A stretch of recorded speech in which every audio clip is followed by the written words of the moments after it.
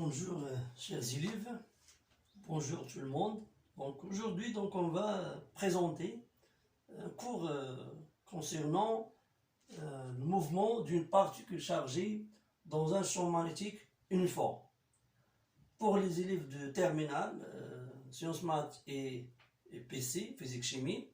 Alors, on va présenter la situation maintenant. Donc on a une zone ou bien une région régie par un champ magnétique P. On a deux situations, le champ magnétique soit en avant, soit en arrière. Donc, c'est-à-dire en avant, c'est comme ça, en avant, c'est comme ça, soit en arrière, c'est comme ça. Donc, on peut le présenter comme ça. Par exemple, ça c'est le plan vertical. En avant, on fait comme ça. Et la présenter sous forme d'un point. En avant, en arrière, c'est comme ça, et présenté comme étoile. D'accord? Alors, si donc il y a une charge, une particule chargée positive entre dans cette champ avec une vitesse V0, d'après la relation de Lorentz, cette particule soumise à une force magnétique Fn égale à Q, c'est la charge, fois la vitesse vectorielle, produit vectoriel, le champ magnétique. Alors, l'objectif de cette leçon, ou bien les choses à maîtriser dans cette leçon, c'est premièrement les caractéristiques de la force magnétique. Deuxièmement, sur le plan de mouvement, c'est de montrer que le mouvement, ou bien le mouvement d'une particule se fait dans un plan donné. Troisièmement, la nature du mouvement. Donc, il faut déterminer la nature du mouvement. Quatrièmement, de exploiter cette expérience, ou bien cette situation, pour, par exemple, identifier des particules, ou bien pour sélectionner les isotopes d'un élément chimique. Alors, on va commencer maintenant, premièrement, à déterminer les caractéristiques de la force magnétique. Alors, premièrement, les caractéristiques. Donc, les caractéristiques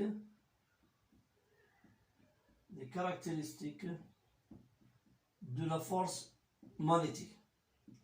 Alors, premièrement, l'origine ou bien le point d'application. Donc l'origine ou bien le point d'application, c'est la position de la particule. La particule fine. Alors, deuxièmement, c'est la direction. La direction, c'est une droite perpendiculaire sur le plan formé par VE et P. Par exemple, dans cette situation, on a, c'est comme ça, donc le champ magnétique c'est comme ça, en avant, et le vecteur c'est comme ça, d'accord, c'est comme ça. Alors le plan formé par le champ magnétique et le vecteur vitesse, c'est horizontal, c'est un plan horizontal. Alors F c'est une vecteur vertical, d'accord. Ça c'est le champ magnétique et ça c'est le vecteur, donc le plan c'est horizontal. Alors F c'est vertical, ça c'est comme ça F. Ça c'est la direction de F. Donc maintenant on passe au sens, donc le sens du mouvement. Donc pour déterminer le sens du mouvement, donc on va appliquer la règle de la main droite. Donc on prend la main droite comme ça. Ça c'est la main droite. Alors ça c'est QV. QV ici, QV. Donc Q positif et V positif. Donc ça c'est QV.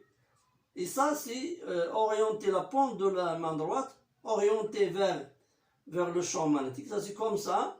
Donc on va on va appliquer ça. Donc, on a QV, c'est comme ça, QV, et le champ magnétique en avant. Donc, ça, c'est QV comme ça, QV, d'accord? Et le champ magnétique en avant, c'est comme ça, en avant, d'accord? Ça, c'est QV, ça, c'est le champ magnétique. F et vers le bas. F vers le bas. Donc F vers le bas. Alors F, donc vers le bas. D'accord? Alors, ça c'est une méthode. Donc pour la norme de F, la norme de F, donc F magnétique égale la valence du, donc V, P, d'accord? Normalement, fois sinus alpha, et alpha sur l'angle entre V et le champ magnétique, donc égale à plus sur 2. Donc il devient que Fm égale à Q, V scalaire P. Ça c'est la norme de la force magnétique. Alors maintenant, on va passer au deuxième objectif, c'est le plan de mouvement. Le plan de mouvement. Alors, on a F se trouve dans le plan vertical. Donc F se trouve dans le plan vertical. Donc F vertical. Hein, vertical, c'est-à-dire F appartient le plan au XY. D'accord? C'est-à-dire F. Donc c'est F Z égale à 0. Donc Fz égale à 0. Donc Fz égale à 0, c'est-à-dire AZ égale à 0, d'après la loi de Newton. Hein? D'accord? Donc AZ égale à 0, c'est-à-dire Vz égale à V0Z égale à constante. D'après les conditions initiales, V0Z égale à 0, c'est-à-dire Vz égale à 0. Donc Vz égale à 0, c'est-à-dire le mouvement donc, se fait dans le plan X, Y. D'accord? Alors, maintenant on passe au troisième objectif, c'est la nature du mouvement. Alors, on a ici donc, ça c'est comme ça c'est V0. Donc la partie entre dans le champ magnétique, il fait comme ça. Alors, ça c'est la vitesse ici, donc la vitesse. Donc on va présenter dans la base de Freeney, ça c'est U et ça c'est N. D'accord? Donc on a F égale à MH. D'accord? Donc Ft égale à MAT, Fn égale à MAN. Alors égale à M d2V sur d2T, donc égale à M V carré divisé par R. C'est-à-dire que d2V sur d2T égale à Ft sur M et V carré divisé par R égale à Fn divisé par M. Donc on a F perpendiculaire sur V, c'est-à-dire F perpendiculaire sur U, parce que U et N, c'est la même sens, c'est la même direction. Donc U et V, car V égale à V fois E. Donc F perpendiculaire sur V d'après la loi de Lorentz, c'est-à-dire Ft égale à 0. Alors Fn égale à F. Alors d2V sur ddt égale à 0, ça, égale à 0, et v carré divisé par r égale la variable du Q fois v fois le champ magnétique divisé par m. Maintenant, donc,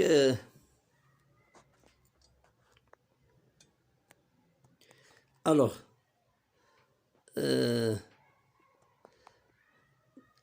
on a d de v sur d de t égale à 0. C'est-à-dire que v est constante. Donc, on va déduire que v égale à constante. D'accord? V égale à constante. Alors, v égale à constante, égale à V0, et V0 carré divisé par R égale à Q, V0, le changement est divisé par M. Donc on va simplifier avec ça. On obtient que le mouvement est uniforme. Ça, c'est donc le mouvement uniforme.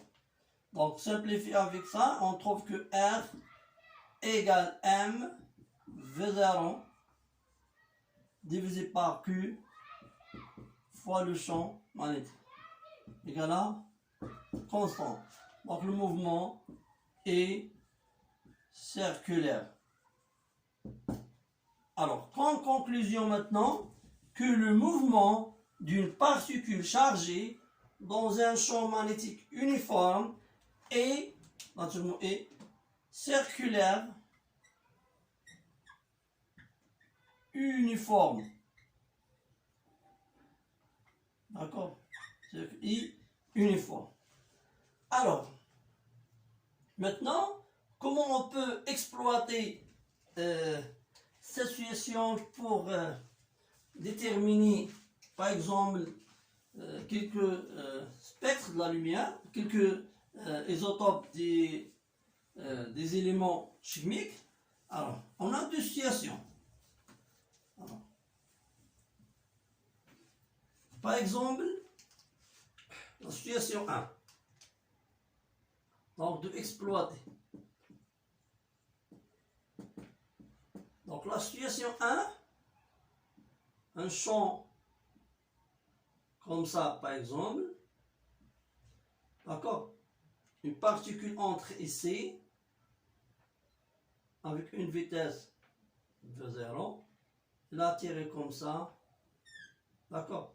Alors, si entre ici deux particules, par exemple, deux isotopes ici, par exemple, x2 plus, par exemple, 2 plus 1 de masse à 1, et x2 2 plus A2. Donc, ici, donc, A 2 plus, donc A2. Alors, ça c'est de masse M1, ça de masse M2. Et entre avec même vitesse. Alors, donc les deux particules ayant même vitesse, même charge, même champ magnétique, mais différent de M. Donc, elle va différente de rayon R. Alors, ça c'est le particule 1 par exemple. Ça c'est le particule 2. D'accord? Ça c'est par exemple C1. Ça c'est C2. Alors,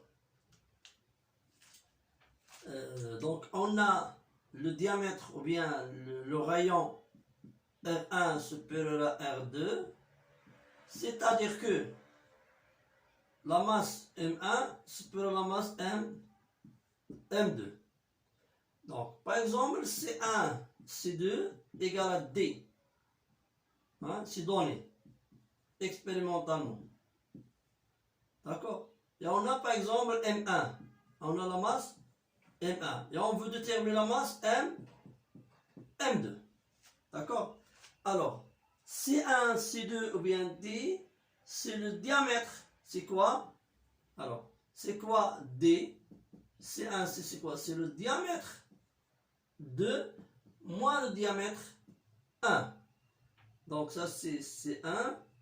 Donc ça c'est C2. Ça c'est C1. Alors, donc ça c'est le diamètre D1 moins le diamètre D2. Donc le diamètre, c'est quoi le diamètre? C'est 2R1 moins 2R2. Alors, R1, c'est quoi R1? R1, c'est la masse M1 fois V0 divisé par la charge Q fois le champ magnétique moins M2 V0 divisé par la charge Q fois le champ. Donc, on peut factoriser avec ça. Donc, on obtient que M1 moins M2 égale D fois Q fois P divisé par 2 V0. D'accord? Divisé par 2 V0. Donc, on a M1 donné, c'est-à-dire M2. Donc, le deuxième isotope, c'est M1 moins D Q P de V0. Donc, on a déterminé expérimentalement le deuxième isotope de masse M2, de nombre de masse A2. Ça, c'est la première exploitation. La première exploitation. Alors, on a d'autres situations. Si le champ magnétique est insuffisant, donc ça c'est comme ça, on peut voir comme ça la situation. Donc ça c'est comme ça par exemple. D'accord? Et peut-être une particule, donc sortie de le champ magnétique, par exemple. D'accord? Ça c'est de dimension très petite. De dimension très petite comme ça. Alors, ça c'est... D'accord? Donc, ça, il entre avec une vitesse V1 par exemple. Ça, c'est entre avec une vitesse V2. Vitesse V1, ça c'est vitesse V2. Donc, il y a un mouvement rectiligne uniforme. Mouvement rectiligne uniforme parce qu'il a isolé mécaniquement. Si on met par exemple un écran ici, donc un écran de distance par exemple de distance grande D, donc ça on va voir un point ici, ça c'est par exemple C2, un point ça c'est C1. D'accord? Et on a, c'est la déviation. On a deux déviations, la déviation de la particule 1 et la déviation de la particule 2. Alors, expérimentalement, mathématique, on va exprimer la déviation de, attention, mais ici, L, c'est la déviation de 1, O, par exemple, ça c'est O, OC1, et la déviation de la particule 2, OC2. Donc ça, il est exprimé en fonction de vitesse V0 et de la masse M1, le champ magnétique. Il s'est aussi exprimé mathématiquement en fonction de V0, M2 et le champ magnétique. Puis on va faire la différence. Donc C1, C2 égale à D2 moins D1. Et on va voir comment déterminer la masse du deuxième isotope. Donc ça, c'est les deux situations. On peut les voir dans le mouvement, dans le cas d'un mouvement d'une particule chargée dans un champ magnétique uniforme. Alors, après on va voir, on va traiter un examen national concernant cette situation. On va laisser la rédaction, le traitement de cette situation pour la phase d'exercice, Inch'Allah. Alors, bonne chance. Si vous avez des questions, vous pouvez les laisser dans les commentaires. Bonne chance.